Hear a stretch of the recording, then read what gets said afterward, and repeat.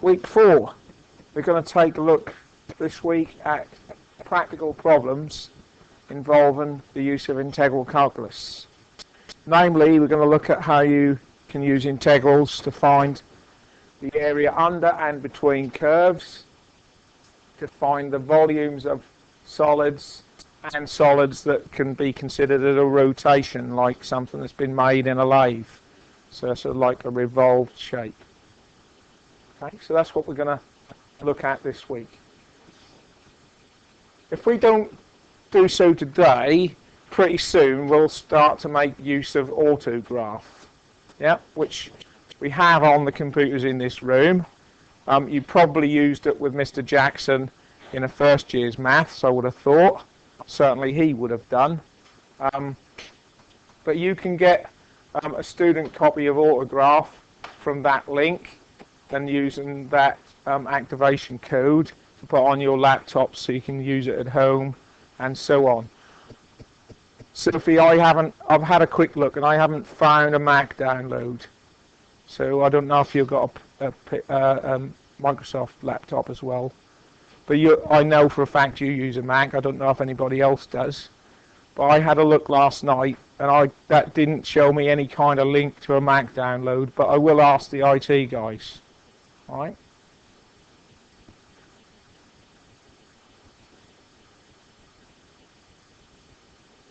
So this set of slides will be put up on a website at the bottom of the page where the videos are, so you'll be able to activate that link from there, rather than try and write it all down and get it kind of wrong. Okay. There's also a pretty good online graphing piece of software. Doesn't do everything that autograph will do, but if you want to have a quick look at the shape of a function, check whether you've found the roots correctly. If you Google Desmos, there's a download of an app for both iPad, iPhone, and for Android phones and pads, as well as you can use it from a browser, and you can set up an account so you can save your graphs as well. So that's quite a good one, that is. And I may look at that a bit later and show you. Anyway, areas under curves.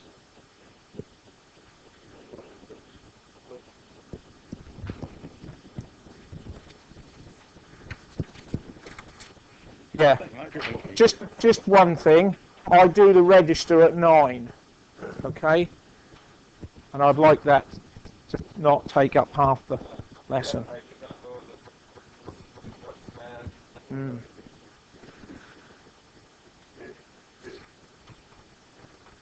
Next week you'll be all right then, yeah? Because you'll know either the elevator's broke down or it'll be repaired. Right, total shaded area. So areas under curves, total shaded area, we can find for that function, by finding the areas under each of the sections labelled E, G and F there. And the way we would do that is we'd find the area of this bit by integrating, finding the definite integral of that function between the limits A and B. We'd find the area of this bit by integrating the function with the limits between C and B, and then find the area of that bit by integrating the function and finding between the limits of C and D and adding them all together. Yeah. So that's the basis of what we're going to be using for areas under a graph.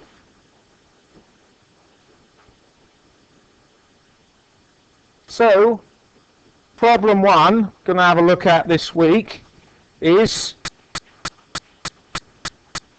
determine the area between the curve y equals x cubed minus 2x squared minus 8x and the x-axis.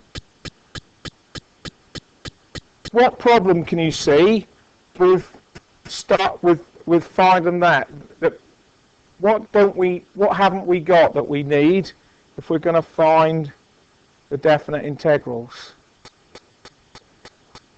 Yeah, we've got no limits.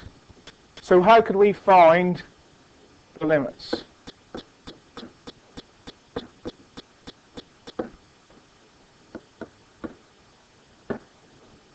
So, yeah, solve.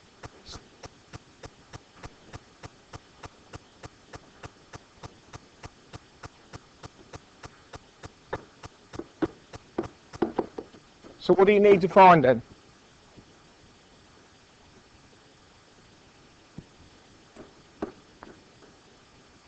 Need to find the roots.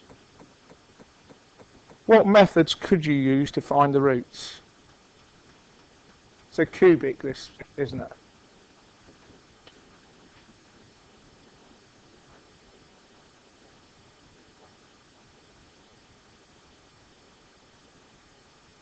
Should we try that then?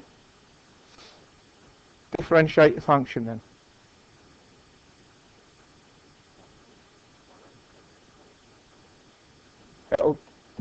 That will give you the turning points, yeah. Setting that to equal to 0. So that ain't going to solve the problem, is it?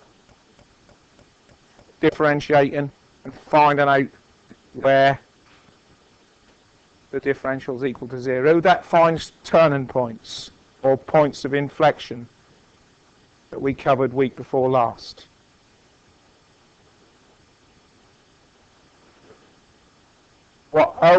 And kind of estimate the roots. We're coming on to, in future weeks, iterative methods and estimation methods for finding the roots of a function, which you might use where there's lots of things you don't know, but that you don't need to in this case.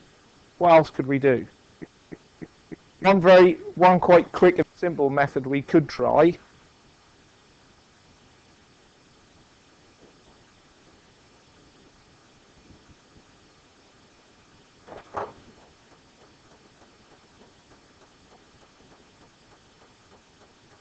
No ideas? Sorry?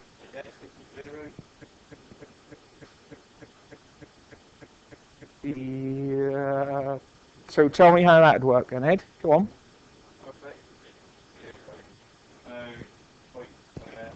So that didn't work. Hang on. You know the points where?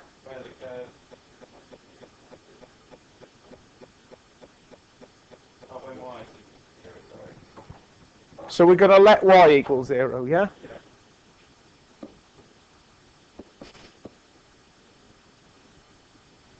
Okay, so we're going to say x cubed minus 2x squared minus 8x equals 0.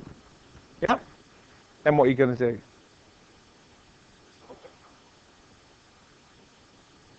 Come on then.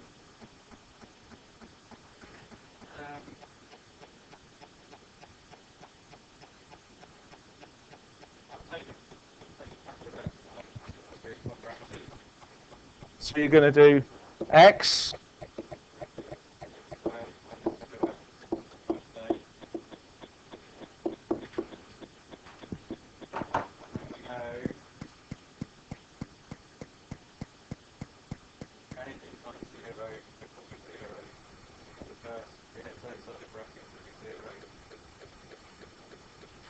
yeah, you can say, so what you're saying, when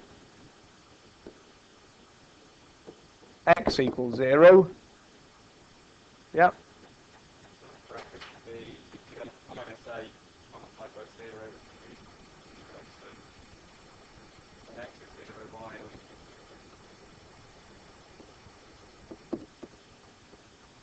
so that's one of our limits.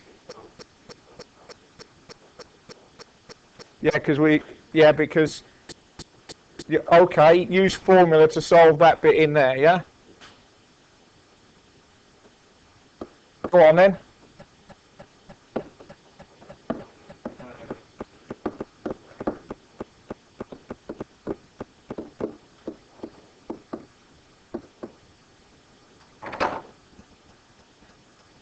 So just for the video, this method was to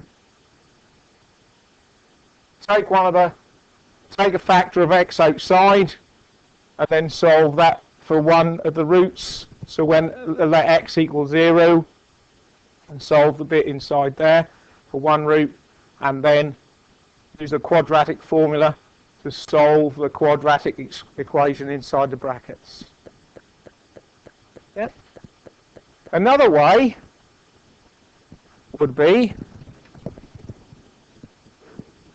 you could try, and that is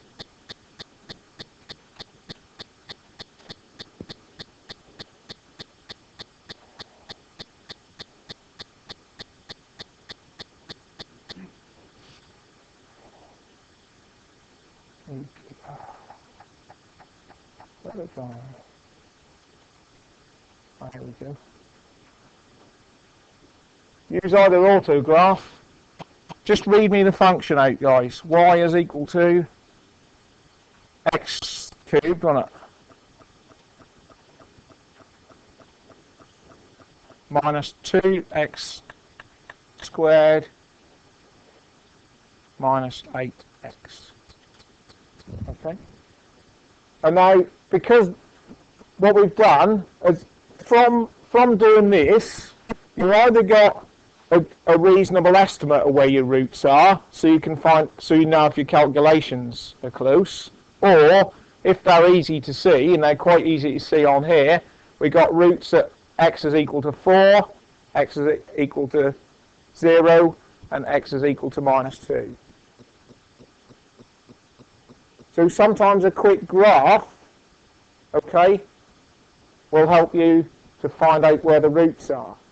Now, you're not going to be asked to do that kind of thing in the examination, because you won't be allowed to use the apps on your phones or any kind of graphing software.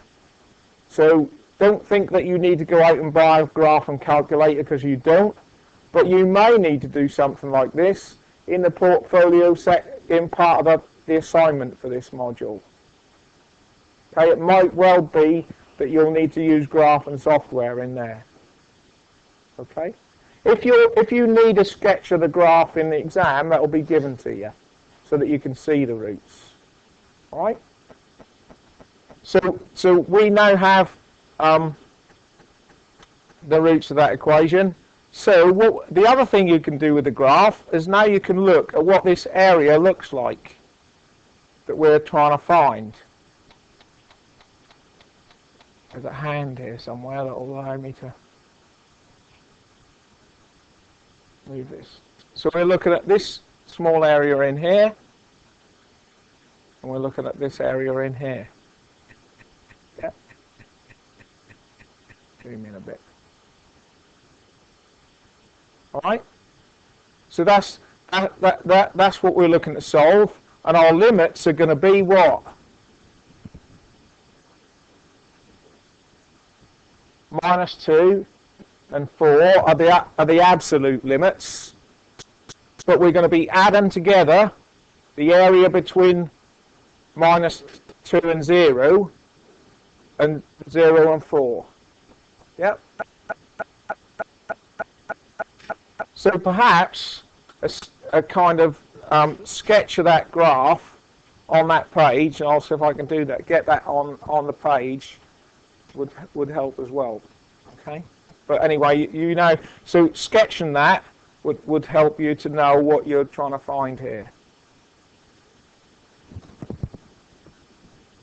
So if I just yeah.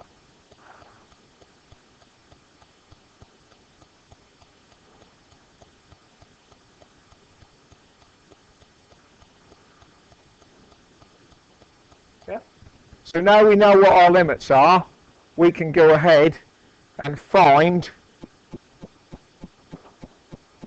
what we're saying here is the integral of this function between the limits of 4 and minus 2 is equal to the integral between minus 2 and none plus the integral between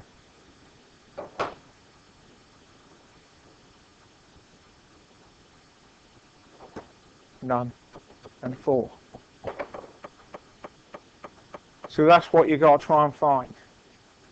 Okay. Have a go at that now, and then we'll work for the answer on the board.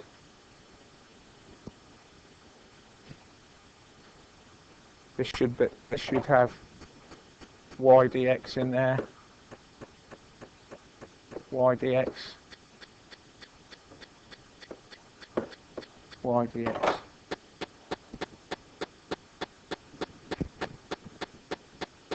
Right, how are we doing? We're going to start function. How do we do it? Equals.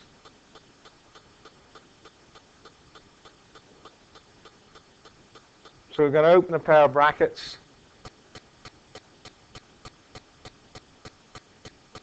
X over 4 to the power of 4.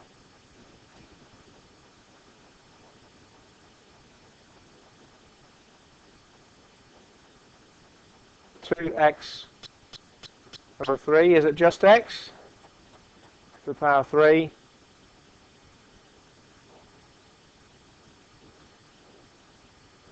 X squared. But you don't plus c, do we? Between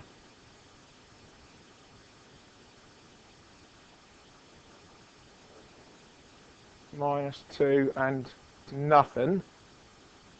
That's that bit, yeah? And then that's going to be plus the same thing, but with the limits of 4 and 0.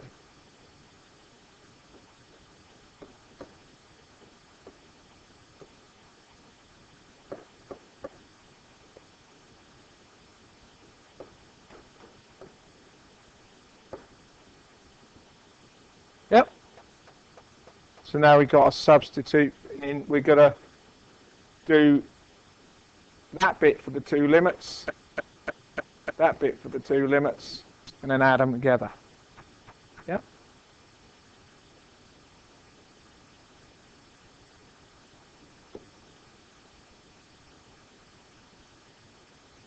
Well, if x is none, that must be none. That must be none. That must be none.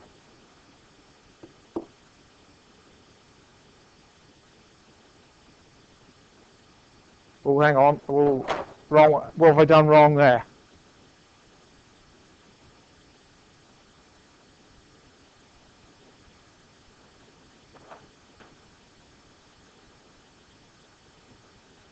X is -2.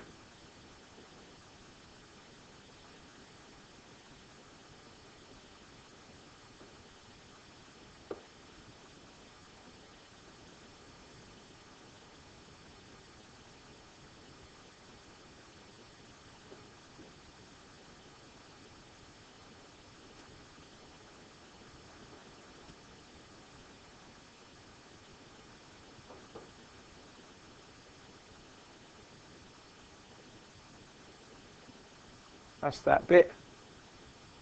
Yeah. Plus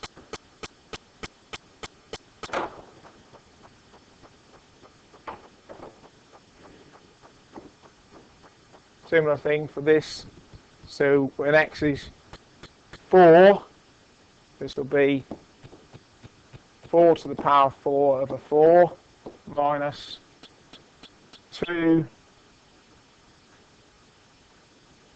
times 4 to the 4 over 3 minus 4 times 4 squared minus, and we're already established that that bit's 0. Yep. Everyone happy with that up to there?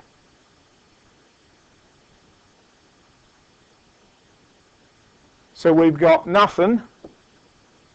Take away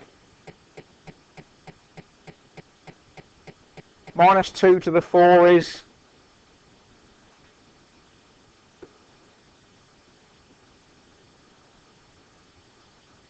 Minus 2 to the 4 divided by 4, in fact. Sorry?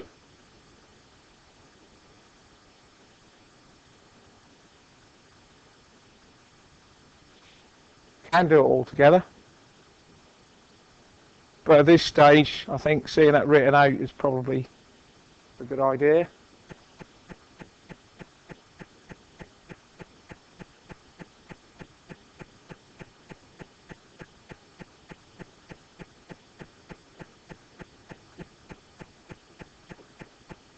So all of that bit's 1 over 16, yeah?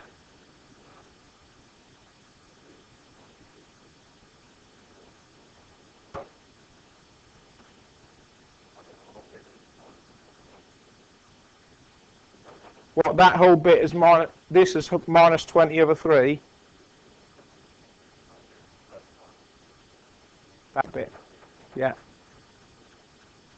The plus that bit.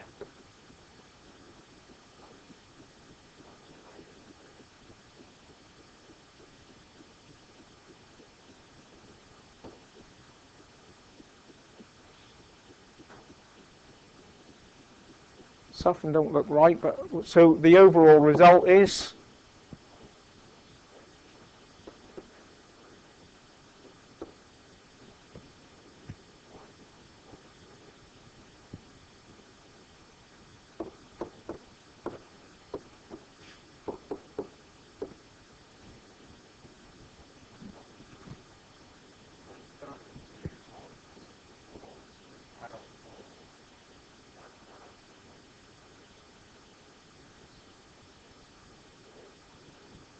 this bit. There. Well spotted.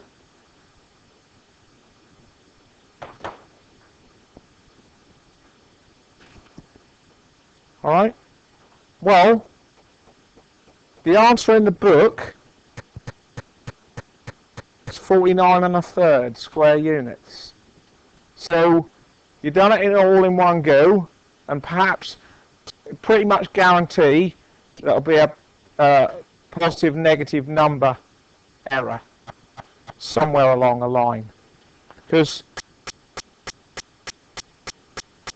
the two parts should come out to what kind of worries me is that both of these two in your whatever you've done, Josh, are coming out as negative areas, i.e. below the line, and they're not both below the line, are they? So that should the formula handles that fact and still adds them together and make the overall area a positive one. But your two halves you've got a minus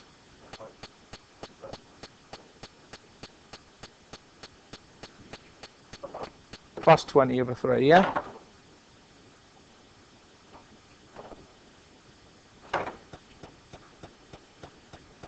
Which is 6 2/3.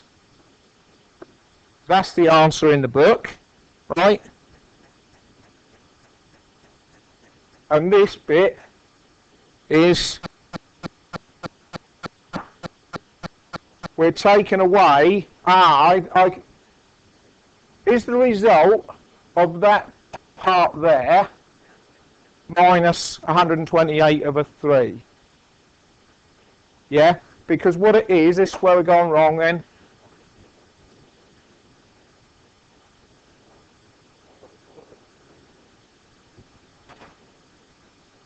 What?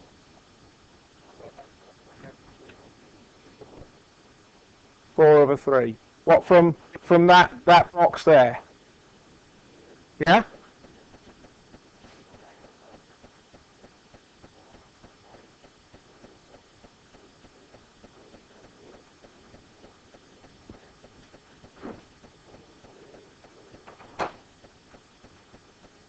We've got 148 over 3 now. What, 49 1/3? Yeah. 49 1/3 is right, it's minus 49. So, you know, the whole answer's 49 1/3. Yeah? This bit in the second box, the second section, I'm kind of lost now. It's difficult on the board. This bit there, the two parts when the limits are 0 and nothing. We're agreed on that. Yep. That part should come out to 6 2/3. This bit here. And then you're adding, sorry, you've got to subtract, haven't you? Oh, you've got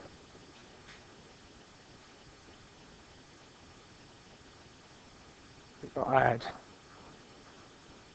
That's a negative sign, that should be.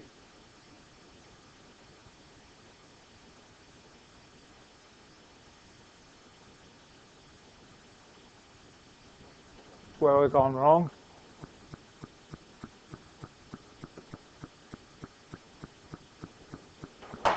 You what?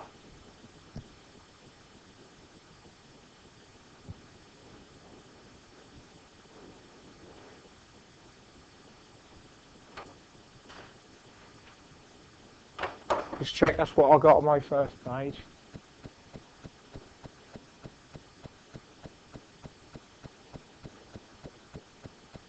Yeah, it's take it. You've got to take away because that area is under the curve. You've got to take it away.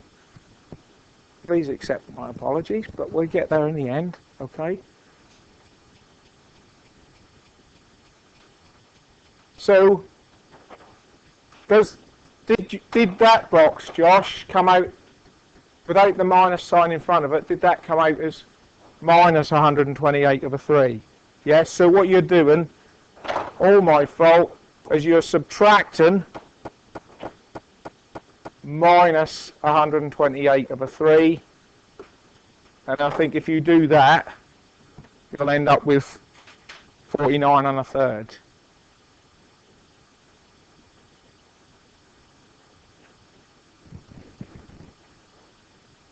No? 49.333 reoccurring is 49 1/3. Yeah?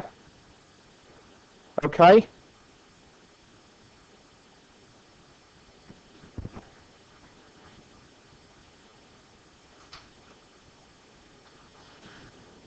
Right, let's hope we do a little bit better on the next one, eh? Let's hope I do anyway. A velocity of a vehicle during acceleration is defined by the function v is equal to 21 minus 1 to the minus e to the minus t.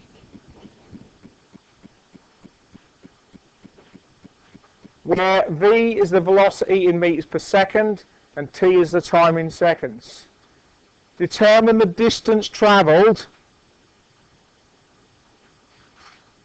Determine the distance travelled by the vehicle in the first 2 seconds of travel.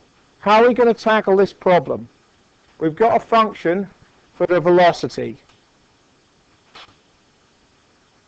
How do we find the distance travelled?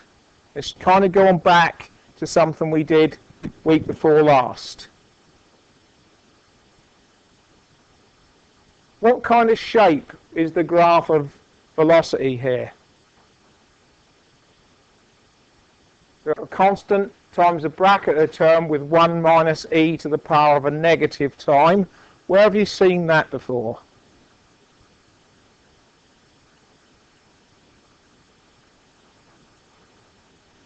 Think about if you go in your car and you burn 0 miles an hour and you floor it and you've got as much straight as you can possibly have.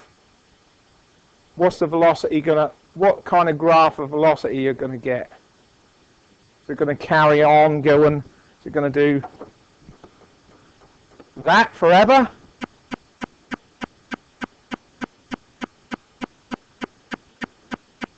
Probably not. It's going to go to a limit, isn't it? Yeah? So where have you seen a function like that before? Anyone remember? Capacitor charging. Yeah? So with the 20 in front being the applied voltage and as it charges, the rate of charge gets less and less and less. Never quite gets there, does it? Okay, so we could consider the acceleration of a vehicle being something like that. Yeah, or the speed. So the speed of a vehicle following that kind of curve. So what can we do now? We want to know the distance travelled in time. So summarised back a couple of weeks ago, we've been given v velocity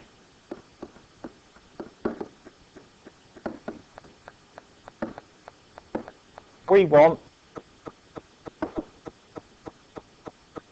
d distance. How can we get that from a function for velocity? Integrate or find the area under that curve. Yeah.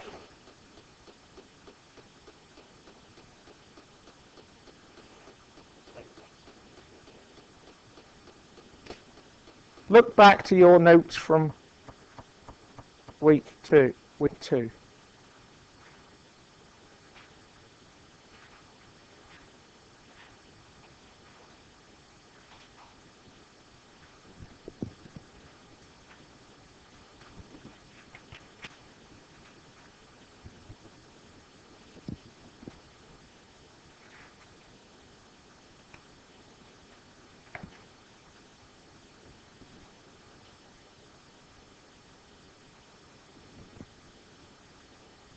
I want you to be sure that what you're doing is the right thing.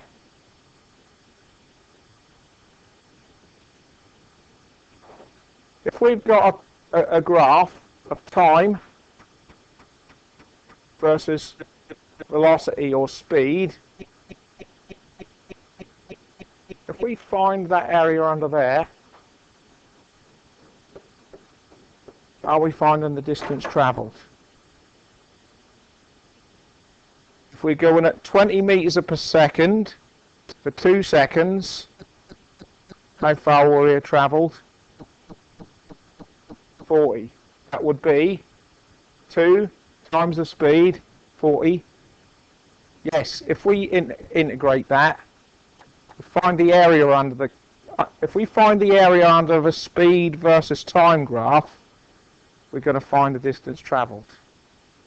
But people said that, but I didn't explain it. They were kind of guessing in the room. So I wanted to go back to what we talked about in a previous week. Because if you were given acceleration, you can find the function velocity by differentiating the function for acceleration.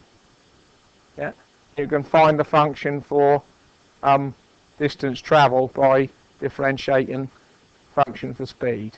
Yeah. Okay, so I just wanted to kind of revise back on that. So if we integrate that between the limits of 0 and 2, we will find the area under the graph. Yeah, and therefore we'll find the distance travelled.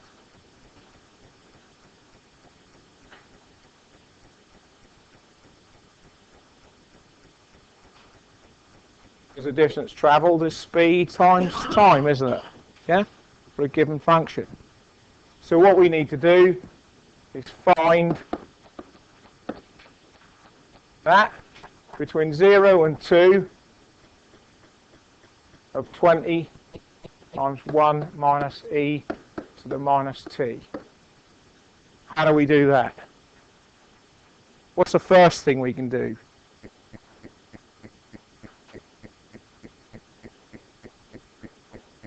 Bring a 20 outside.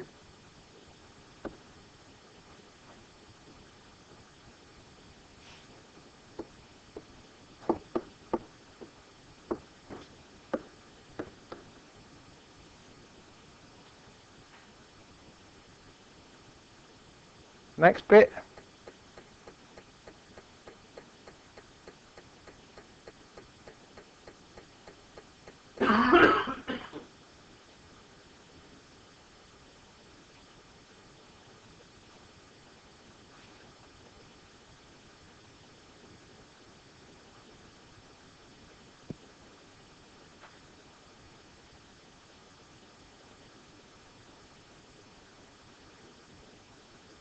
What's the integral of 1?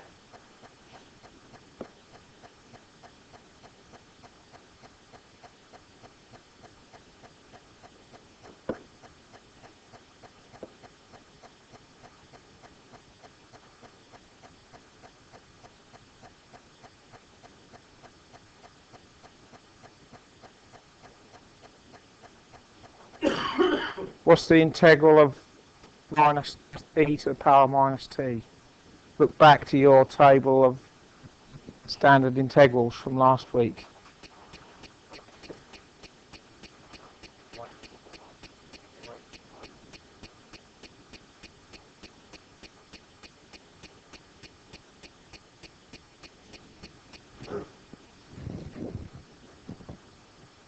What we look at now is the area between two curves using integration. The area bound by the curves y1 and y2 here, and the lines x equals a and x equals b, so they're what our limits are going to be, left and right. What you're saying is, if you take this area bound by that function and the x-axis, the green area there, and subtract from that the area under the bottom curve between the same limits, you're going to be left with the area of the shape that you've got there, the area between the curves.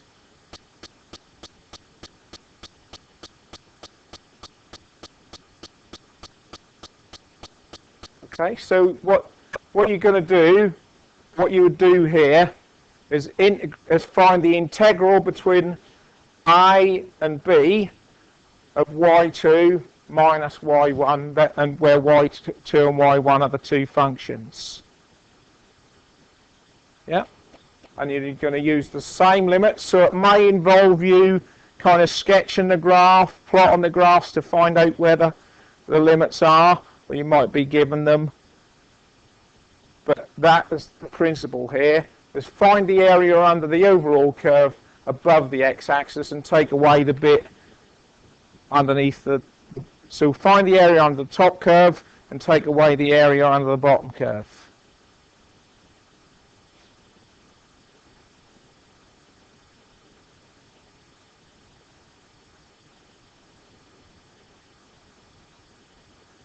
So let's have a look at this problem. Find the area between the curves y equals x squared plus 5x. So that is this one here.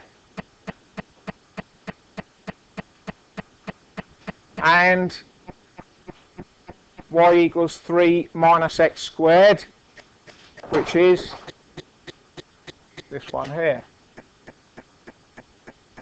Between the values of x is equal to minus 2, we'll do the limits in black, there's the lower limit, and x is equal to 0, upper limit. So we're interested in that section there, coloured in blue.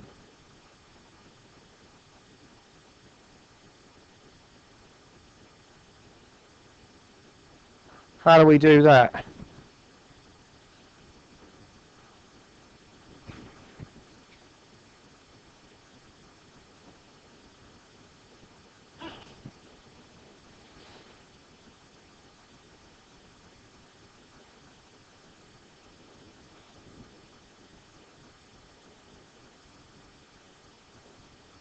Yeah, it is. So instead of this time, you haven't got to do what we've done before and find the roots, because you don't need to know the crossing points. You've been given the two limits, so you can just go ahead and use the limits to find this section here and take away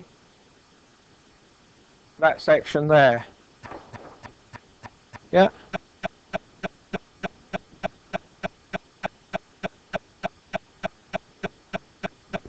So overall, what you're going to find is the integral between 0, the upper bound, and minus 2 of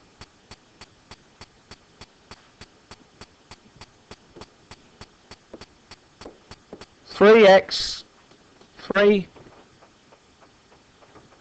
minus x squared, take away x squared plus 5x, brackets, suppose that with respect to x.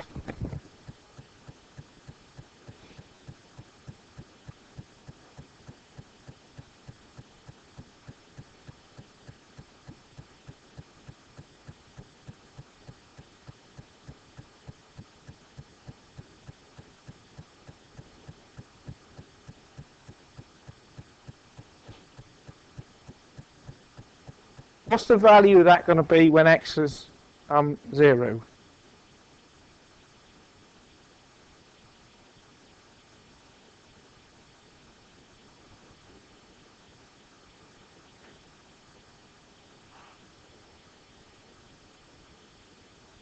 Can we do anything with that function to make it simpler, for instance, first of all?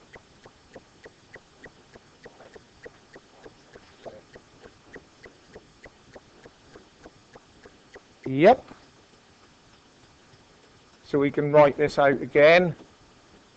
0 and minus 2. Minus 2x squared minus 5x plus 3.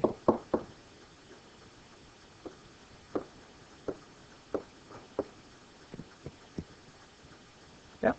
So brought all the terms together, like terms together.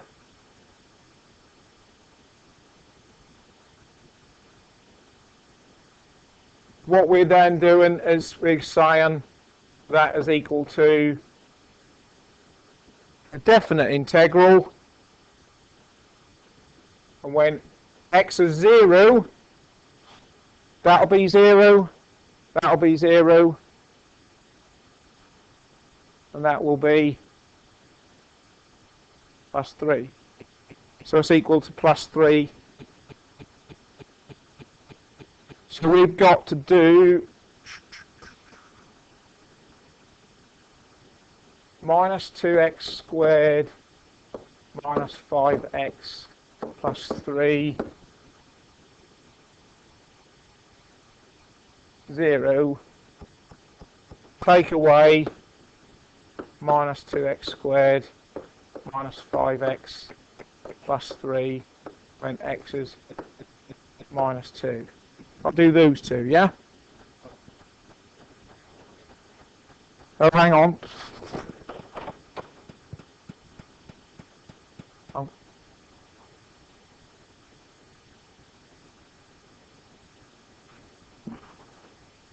Oh, integrate, haven't we? Come on, Michael. Not with it this morning.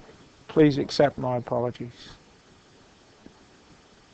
We've got to integrate. You're right. So let's integrate it.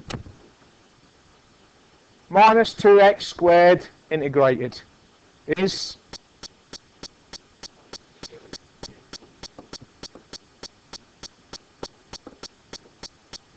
yep. Minus 5 over 2 x squared plus 3x between 0 and minus 2.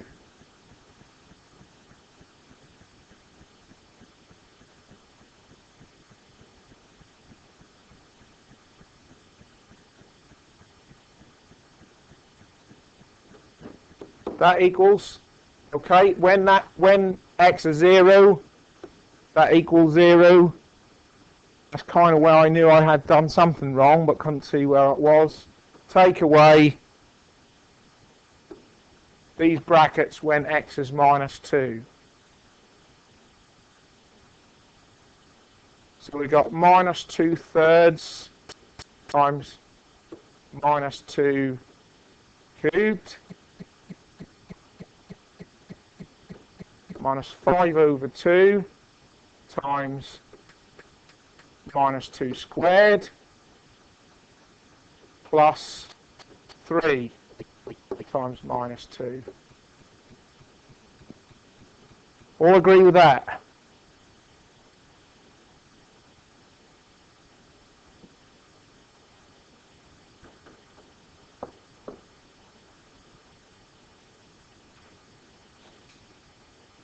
So what do we get for this bit here?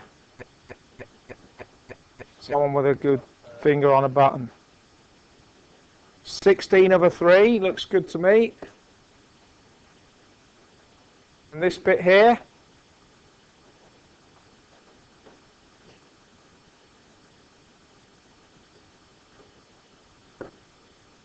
Final answer being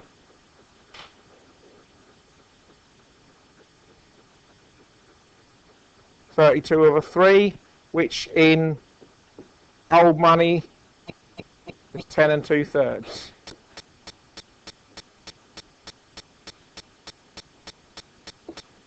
Square units. Yeah?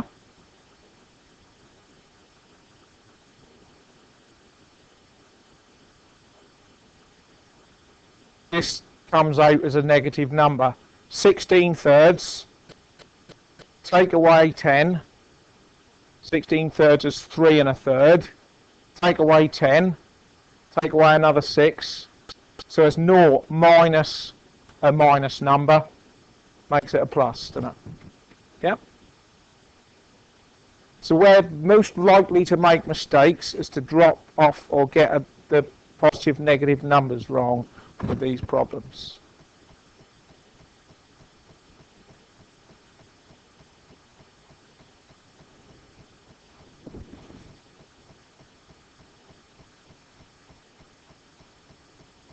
Let's just have a look at this problem here. Determined by integration the area bound by the 3 straight lines y equals 4 minus x, y equals 3x, and 3y equals x. So those 3 lines are on that diagram there. Is y is equal to 3x, y equals 4 minus x, and 3y equals x, or alternatively y is x/3. To find the area here, what do we need to do?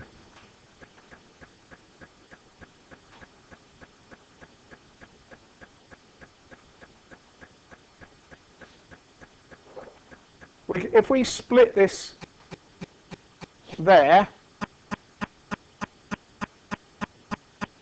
so that we got this area, can we find that through integration?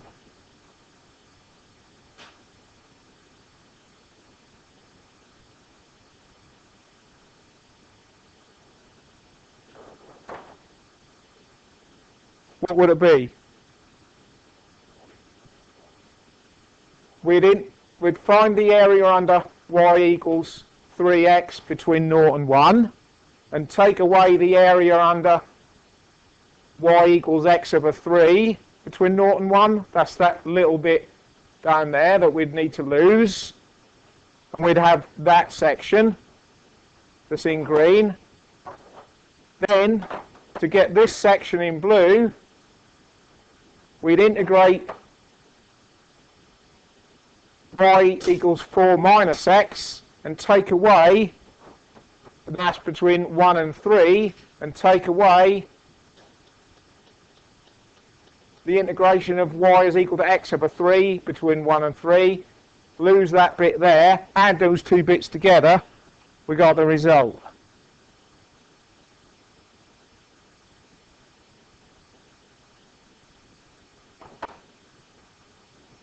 That's what we need to do.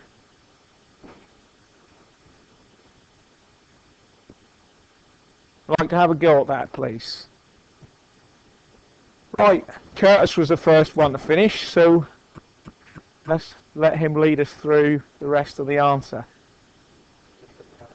Come on, Curtis, what do I write? What have I got to do? What did you do next from there? Integrate that. So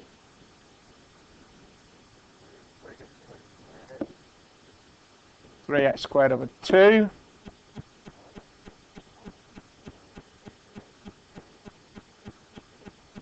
plus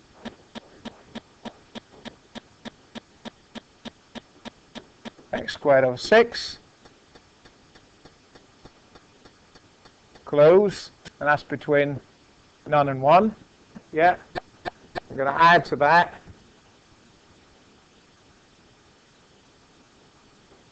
and I've got to do this one. Integral of 4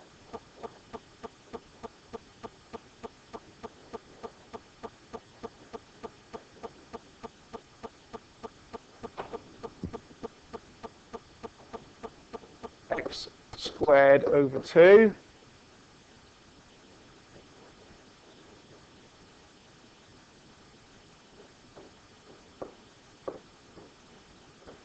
and that's between 1 and 3.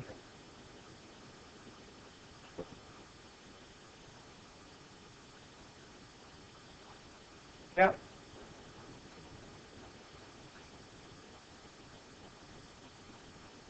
This bit becomes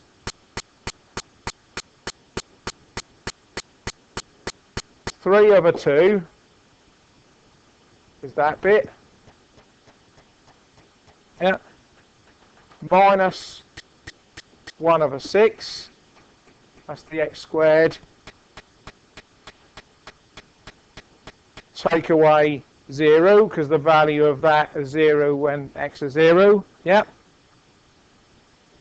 Plus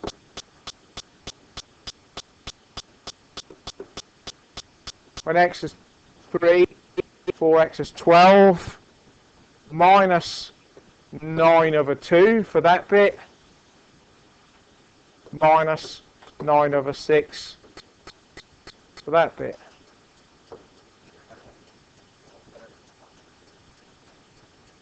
Yeah, so you end up with this bit being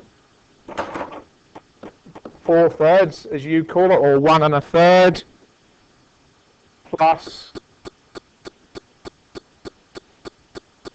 6 minus 3 1/3. Yeah, and all of that equals 4 square units.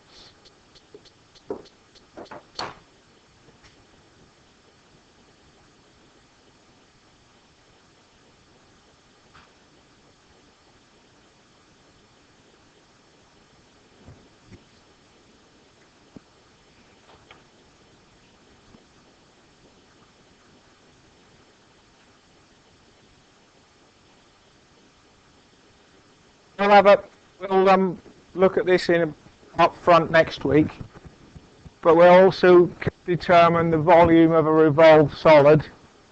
Things like objects that are made in a lathe, that type of thing. So if you can find the volume, you can determine what the mass is going to be for a given material and so on. And that's around, if you could have a look at this during the week, if we take the area bound by that straight line there between x is 0 and x is 1, if we were to revolve that round the x-axis, we'd make a cone. So the idea here is each little integration is about finding the areas of rectangles, and as we look at numerical methods from first principles, you find the area of all the little rectangles under the curve and add them together. You've got an estimate to the area under the curve. The integral is the value when the thickness of that rectangle tends towards 0. That's the exact integration. So if we find the area under the curve, and then we go to the volume of that disk there and add the volume of all the disks together, we get the volume of that cone. So what we'll quickly look at next week is if we take those slices where each slice is dx wide and has radius y, we can find the volume of that disk from the formula for volume pi r squared, which is the area of the circle, multiplied by h, or in this case dx, the thickness of the slice. Okay, so if we go and if we integrate the function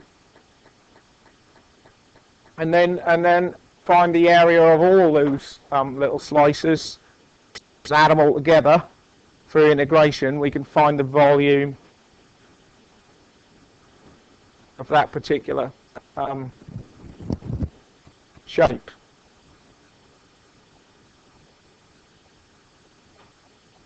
So we would then go on to apply that to the problem. So we'll take a look at that up front next week before we move on to a new topic of numerical methods. So we're going to be looking at 3 different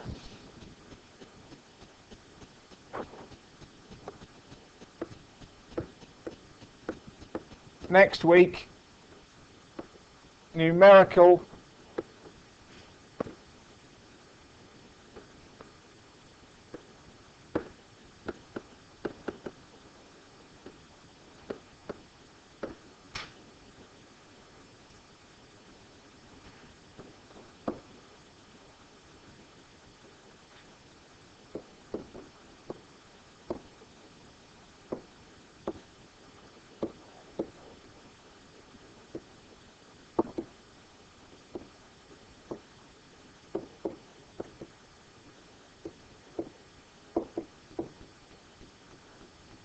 those 3, trapezoidal, bisectional and Simpson's rule.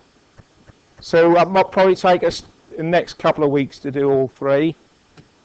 Okay, but the idea is that you can use those to make a close estimate to the area under a curve where you don't have the function, so you can't do the arithmetic integration that we've been doing.